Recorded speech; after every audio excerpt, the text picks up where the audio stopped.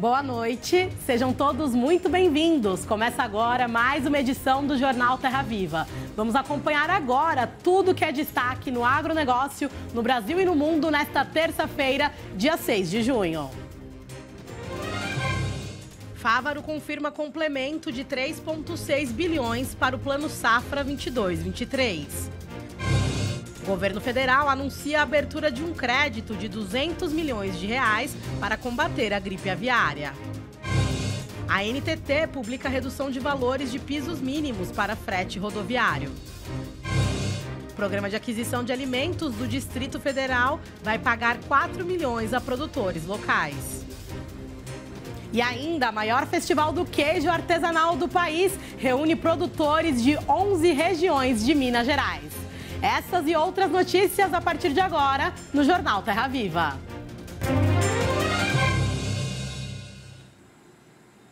Começou hoje a 17ª edição da Bahia Farm Show em Luiz Eduardo Magalhães, no Oeste Baiano. A feira é uma grande vitrine do agronegócio no norte e nordeste do Brasil. E este ano traz como tema o Agro Sem Fronteiras. E durante a abertura do evento, o presidente Lula disse que não é preciso existir rivalidade entre os setores da indústria e da agricultura. Vamos conferir. Quem chega à Bahia Farm Show se surpreende com o tamanho da feira. Serão 5 dias com novidades tecnológicas e comercialização de máquinas e equipamentos agrícolas. No ano passado, a maior feira de agronegócio do Nordeste brasileiro movimentou 7 bilhões e 900 milhões de reais em negócios. Um recorde. E a expectativa dos organizadores é que esses números sejam superados este ano. Durante a abertura da Bahia Farm Show, o ministro da Agricultura, Carlos Fávaro, reconheceu o momento difícil que o setor vem enfrentando, principalmente com relação aos preços dos grãos, como soja e milho. Falou também sobre a abertura de novos mercados e como o Brasil deve melhorar a sua imagem lá fora. Fávaro também anunciou a liberação de recursos da ordem de quase 4 bilhões de reais em financiamentos, via BNDES. Nós sabemos da vocação do Brasil em produzir alimentos, nós sabemos da vocação do Brasil em produzir e gerar empregos a partir dessa agropecuária, e estar aqui hoje é toda essa essência. Estamos agora, no dia de hoje, lançando via BNDES, está aqui, ao final dessa abertura, 3,6 bilhões de reais, em especial para a Bahia Farm Show, para todo o Brasil, mas em especial lançando aqui com todas as linhas de crédito com taxas de juros do Plano Safra.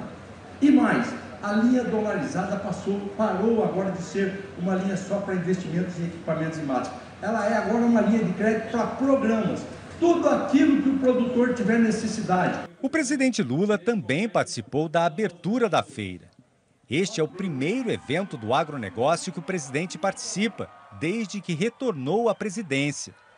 Disse que grandes e pequenos produtores se contemplam. Mas não tem nada de rivalidade entre exportar produto manufaturado e exportar commodities. O Brasil precisa dos dois. O Brasil precisa da agricultura e o Brasil precisa da indústria. A outra polêmica que eu acho maluca é o pequeno proprietário e o agronegócio. Olha, são duas coisas totalmente necessárias ao país. Não há rivalidade, não há porque o preconceito do grande contra o pequeno ou do pequeno contra o grande. Olha, o Brasil precisa dos dois. E vamos ao Agri Tendências de hoje com Silmar César Miller, que já está conectado aqui com a gente. Oi, Silmar, boa noite para você. Silmar, tá faltando aí o anúncio do Plano Safra completo, né? Qual que é a perspectiva? Boa noite mais uma vez. Boa noite, Regina. Boa noite aos nossos amigos do canal Terra Viva. Pois é, o ministro anunciou um suplemento hoje para o Plano Safra atual, esse que está terminando agora no final de junho, né? E em seguida começa o plano para a safra nova. Os produtores já estão se preparando para iniciar os trabalhos de preparo de solo, de plantio da safra nova, de soja, de milho, de algodão, de arroz, de feijão, com vistas à temporada 23-24. E aí está um grande ponto de interrogação. Esse anúncio de hoje é ainda complemento de safra velha para investimento, sobretudo, e especificamente já para aproveitar essa feira magnífica que acontece na Bahia.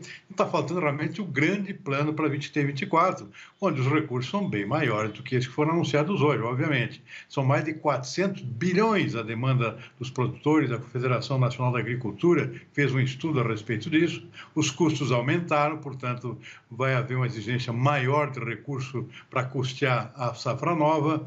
Além de custeio, precisa mais recursos para investimentos, também para a próxima safra. O produtor precisa comprar mais máquinas, precisa investir em inovação, em aumento da produtividade, além do próprio aumento de área naquelas culturas que permitem que isso aconteça. O cenário, nesse sentido, não é lá muito favorável, porque os preços realmente estão baixos. Preço da soja e preço do milho. Isso significa a necessidade de uma produtividade maior para compensar o preço mais baixo. Tudo isso exige investimentos, por mínimos que seja, e investimentos exigem dinheiro. Portanto, o grande ponto de interrogação é realmente a definição do Plano Safra 23-24. Por enquanto, não se tem notícia de nada. Ou seja, a demanda a gente já conhece qual é, são mais de 400 bilhões, não é pouco dinheiro, é bem mais do que na safra passada, mas até agora nenhum sinal de onde é que virão esses recursos. Não só de onde virão os recursos, mas a que taxas de juros, a que condições, por exemplo.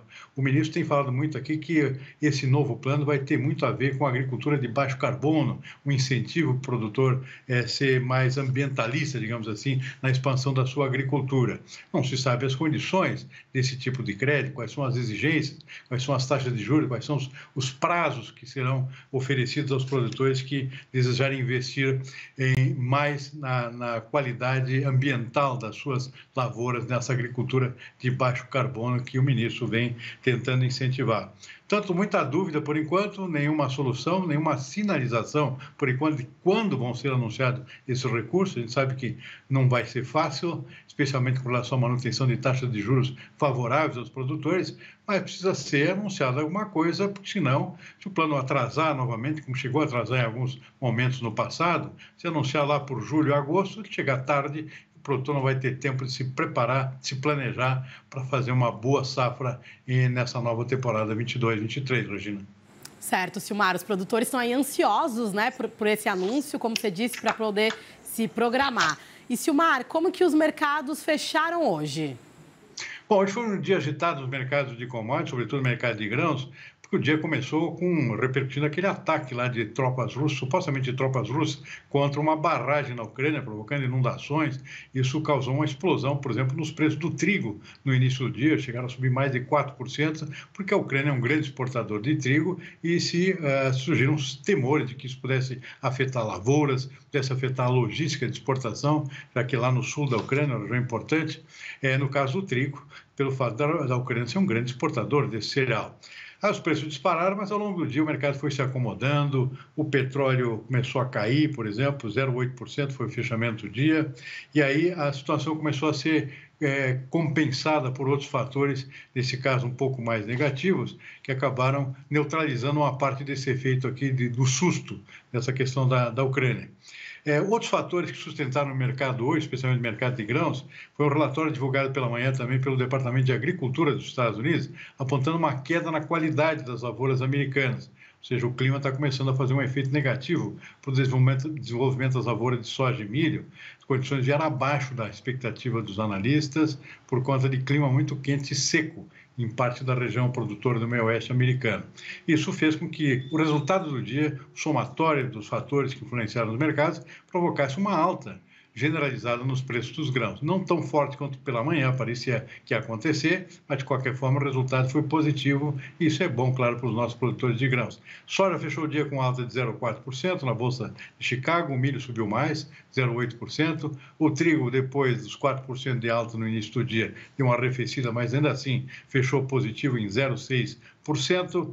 Na Bolsa de Nova York, o algodão, por fatores técnicos, subiu também 0,4%. O açúcar bruto negociado em Nova York, que tinha caindo ultimamente, voltou a subir hoje, fechou com alta de 0,7%. Café arábica na contramão fechou com leve queda de 0,4%. Suco laranja também caiu hoje 2,6%. E um dado positivo aqui foi o mercado do boi gordo, que voltou a subir.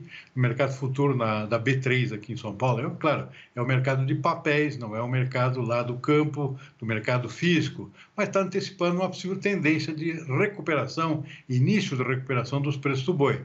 É que todos os nossos pecuaristas vêm esperando que aconteça, por enquanto não está acontecendo ainda lá no interior do país, os preços têm caído mais ainda, mas existe essa sinalização do mercado futuro, que fechou em forte alta hoje, de 1,6%, de que os tempos melhores virão mais cedo ou mais tarde, principalmente já a partir do final de junho. Certo, Silmar, muito obrigada pelas informações e a gente te espera amanhã. Boa noite, até amanhã, Regina. Até. A Agência Nacional de Transportes Terrestres comunicou nesta terça-feira que atualizou os valores dos pisos mínimos de frete do transporte rodoviário de cargas para acompanhar a queda do preço do diesel S10. Os reajustes médios na tabela foram de queda de 2,18% no transporte rodoviário de carga de lotação, declínio de 2,48% para veículo automotor de cargas e recuo de 2,68% para transporte rodoviário de carga de lotação de alto desempenho e redução de 3% para veículo de cargas de alto desempenho. Pela legislação, a agência tem de reajustar a tabela do frete a cada 6 meses ou quando a variação do preço do diesel for igual ou superior a 5%. O último reajuste da tabela pelo mecanismo do gatilho tinha ocorrido em maio deste ano. O Ministério da Agricultura e Pecuária confirmou nesta segunda-feira o primeiro foco de gripe aviária no estado de São Paulo. A ave silvestre foi encontrada no município de Ubatuba, no litoral norte do estado. Um novo caso também foi detectado em Niterói, no Rio de Janeiro. Até o momento, 24 casos foram confirmados no Brasil, somente em aves silvestres, hein? Os outros registros ocorreram nos estados do Espírito Santo e do Rio Grande do Sul. Mesmo com esses casos, o país mantém seu status de livre de influenza aviária, exportando produtos para o consumo de forma segura para mais de 150 países, segundo o Ministério da Agricultura e Pecuária. E o governo federal anunciou a abertura de um crédito de R$200 milhões para combater a gripe aviária. Com o estado de emergência zoossanitária em vigor e a confirmação desses 24 casos da doença, o governo publicou a medida provisória anunciando recursos para ajudar no enfrentamento ao vírus. Entre as ações de controle estão a rápida identificação, testagem e os demais cuidados sanitários. A seguir, cresce abate de bovinos, suínos e frangos no primeiro trimestre. E ainda, o Programa de Aquisição de Alimentos do Distrito Federal vai pagar R$4 milhões a produtores locais. Em instantes, no Jornal Terra Viva. Cresceu o número de abates de bovinos, frangos e suínos no primeiro trimestre deste ano. A informação foi divulgada hoje pelo IBGE. O abate de frango teve crescimento de quase 5%, assim como o de bovinos. O de suínos aumentou 3%. Na comparação com os últimos 3 meses do ano passado, o abate de bovinos teve queda de 3%, mas o de frangos e suínos manteve alta. A aquisição de leite ficou em 5 bilhões e 800 milhões de litros. Quando os abates são comparados com o mesmo período de 2022, bovinos, frangos e suínos registraram alta. Sendo que para suínos e frangos, o resultado é o melhor da série histórica, que começou em 1997. E hoje, dia 6, às 8h30 da noite, o canal Terra Viva transmite o leilão Estrelas da Mega Leite Girolando. Serão ofertados animais de ótima qualidade. E sobre o remate, eu converso agora com os promotores do leilão, o Anderson Nascimento e também com a assessora técnica Tatiane. Olá, boa noite, sejam bem-vindos aqui ao Jornal Terra Viva. Para começar, como é que estão os preparativos finais e o que vai ser ofertado aí no leilão? Boa noite, Regina, tudo bem? É um prazer estar com vocês aqui. Estamos aqui na expectativa, tudo pronto para iniciarmos o leilão aí das Estrelas da Mega Leite, com muita qualidade aqui inaugurando a Mega Leite aqui no Parque da Gameleira. Certo. O que a gente pode falar em relação aos lotes que vão ser leiloados? Quantos serão e quais são aí os destaques, já que vocês podem dar um gostinho para a gente?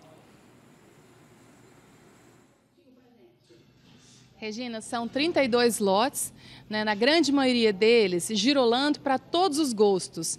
Tem meio sangue, tem 3/4, tem 5/8, né? O próprio girolando, tem 1/4 também de muita qualidade, tem 50% de um reprodutor jovem e são 5 lotes de gir leiteiro também muito especiais nessa noite de hoje. Então, no total de 32 lotes ofertados com muita qualidade, inclusive, né, Anderson, animais que estão no leilão de hoje foram premiadíssimos durante a participação do Girolando na Expo Zebu, que teve em Uberaba recente, no início de maio. Então, por isso que realmente são verdadeiras estrelas que premiaram muito bem na Expo Zebu e chegam aqui para essa Mega Leite 2023.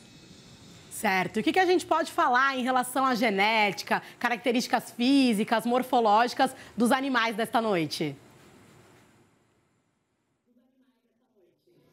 Nós temos animais, matrizes em lactação, em produção de leite, com pesagem oficial na Girolando. Temos também novilhas prenhas, com excelentes oportunidades também, né, do pacote 2 em 1. A novilha prenha que leva ao ventre uma genética de ponta, de grandes matrizes de cada renomado criatório. Então, hoje, a gente tem nesse leilão o que a CN Agropecuária, a Pavana, a Recreio e a ICH trazem realmente de melhor nos últimos tempos, nos últimos meses. Então, são matrizes em lactação, novilhas prenhas, 50% de um reprodutor jovem e bezerras para lá de especiais, famílias realmente muito especiais dentro do gir leiteiro e do girolando. Certo. E para encerrar aqui o nosso bate-papo, quem é a leiloeira e quais as condições de pagamento? Tem alguma condição especial de frete? Vamos lá, a leiloeira é o programa Leilões, né? Vão ser divididas em 15 parcelas duplas e a gente vai disponibilizar os animais diretamente de Uberaba. Terminou o leilão, os compradores vai combinar uma data e vai levar esses animais até Uberaba para eles serem retirados lá. Certo, perfeito. Quero agradecer demais a participação de vocês aqui e desejar um ótimo leilão para todos. Muito obrigado, uma boa noite. Obrigada, boa noite a todos e acompanhem conosco. E o Programa de Aquisição de Alimentos do Distrito Federal vai pagar R$4 milhões a produtores locais. O recurso permitirá a aquisição de mais de 700 toneladas de frutas, verduras e legumes ao longo de todo o ano, para destinar ao Banco de Alimentos de Brasília, na Ceasa Distrito Federal e ao programa Mesa Brasil Sesc. Juntos, esses equipamentos de segurança alimentar atendem mais de 50 mil beneficiários de instituições socioassistenciais. As compras institucionais permitem o escoamento da produção por parte dos agricultores familiares e a geração de renda no espaço rural, com o fornecimento da produção agrícola diretamente para o governo. A seguir, a previsão do tempo para todo o país e ainda, a maior festival de queijo artesanal do país reúne produtores de 11 regiões de Minas Gerais. Daqui a pouco você confere no Jornal Terra Viva. E o maior festival do queijo artesanal do país reúne produtores de 11 regiões do estado de Minas Gerais. E o Expo Minas, que fica no Parque da Gameleira, se prepara para receber a 5ª edição do Festival do Queijo Artesanal de Minas Gerais. Cerca de 40 expositores de 11 regiões produtoras vão apresentar seus produtos. E quem traz mais detalhes para a gente sobre o festival é o Ricardo Boscaro, analista técnico do Sebrae. Boa noite, Ricardo. Seja muito bem-vindo ao Jornal Terra Viva. Boa noite, é um prazer estar aqui falando com vocês. Prazer é nosso, Ricardo. Vamos lá. De que forma o festival contribui aí para a valorização dos queijos artesanais? Bom, o Festival do Queijo Artesanal de Minas, a gente está na 5ª edição dele, né? O Sebrae e a FAENG que organizam e realizam o festival, e ele é voltado para o público consumidor, mas ele tem um objetivo, desde a sua primeira edição, um objetivo muito claro, que é mostrar para o consumidor né, a riqueza cultural, né, e a tradição do queijo artesanal mineiro, ao mesmo tempo que a gente divulga, né, e mostra para o público as diferentes origens produtoras desse queijo artesanal. Minas Gerais tem uma diversidade muito grande na produção de queijos artesanais e é importante para o público conhecer e entender a diferenciação das origens dos queijos, né? Então, por isso que a gente leva as regiões produtoras, né, separadamente, em estandes separados, cada região mostrando sua arte, sua cultura, os produtores atendendo diretamente o público consumidor, até para dar esse enfoque, né, de origem, né, de território, para as pessoas entenderem a diferenciação de cada origem dessa. E o festival, tendo esse propósito, né, de divulgar as origens, de divulgar a cultura queijeira do estado, ele, com certeza, busca a valorização desse produto a partir do momento que a gente mostra para o público e o público tem um contato direto com o produtor e pode experimentar essa diversidade que eu falei dos queijos artesanais que a gente tem no estado. Além disso, né, os produtos... Você falou de degustar, já quero ir para essa parte. Como é que vai ser essa apresentação dos queijos com os chefes ali no espaço gastronômico? Isso, a gente está com alguns chefes mineiros, né? E cada chefe vai apresentar 2 pratos que vão ser vendidos no festival e cada prato realizado com queijo de uma região, de uma origem produtora. Então é mais uma forma de mostrar para o público, né, essa diversidade que a gente tem e até como que pode ser utilizado o queijo como ingrediente, né, na gastronomia. Então o papel desses chefes no festival ele é muito importante porque o público ele pode, além de degustar o próprio queijo, mas experimentar diversos pratos produzidos com eles. Certo, Ricardo. E o festival vai acontecer do dia 8 ao dia 10 de junho, ou seja, começa já nessa quinta-feira lá no Parque da Gameleira. E como é que está a expectativa de vocês em relação ao público? E aproveitando, todo mundo pode participar aí dessa festa? Todo mundo pode participar dessa festa. É uma festa feita para a família mesmo, para o público consumidor. O festival, como você disse, ele acontece de 8 a 10 de junho, né, quinta, sexta e sábado, de 10 da manhã às 22 horas. E a inscrição é gratuita, né? A gente pede para as pessoas entrarem no site e já fazer o pré-credenciamento no site, porque já facilita na entrada.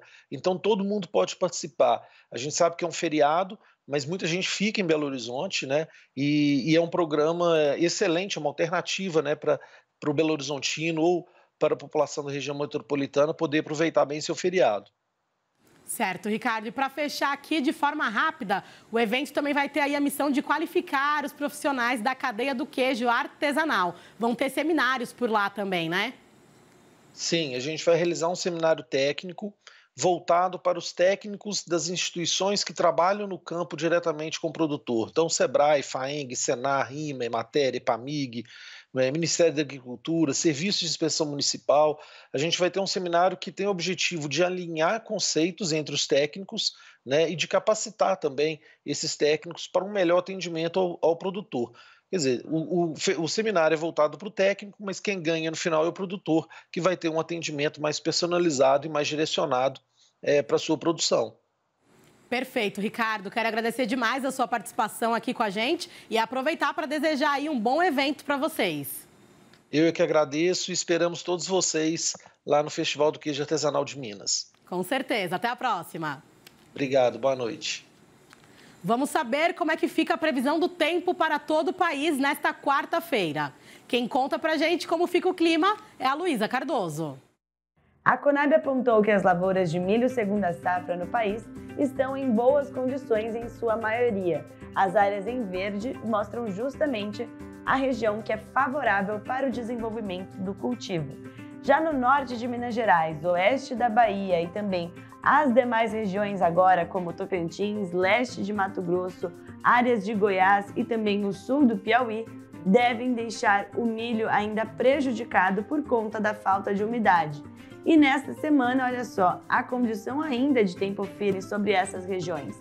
Então os produtores devem ficar atentos por conta da falta de umidade para o desenvolvimento do milho segunda safra. Em contrapartida, o tempo firme favorece sobre boa parte de Mato Grosso e também nas demais regiões do país o trabalho em campo. colheita do café no Espírito Santo, Minas Gerais, colheita da laranja em São Paulo, algodão em Mato Grosso do Sul e agora do milho segunda safra sobre todo o país. Inclusive, a Conab apontou que a colheita chegou a 0,7% de toda a área do Brasil.